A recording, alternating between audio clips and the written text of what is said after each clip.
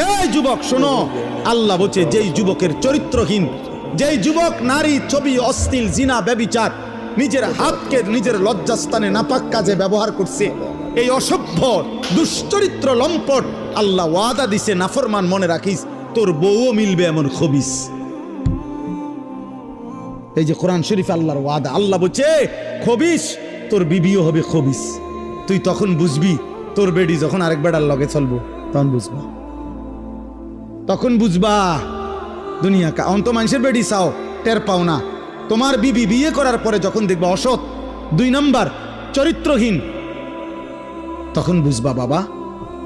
কোন স্বামী যদি শোনে 12 বছর পরেও আমার স্ত্রী পরকীয়ায় আসক্ত, অন্য পুরুষের লগে আসক্ত, ওই স্বামীর তখন আর দুনিয়ায় কিছুই থাকে না, 1000 কোটি টাকাও তখন কিছু হয় না, তার জীবনটা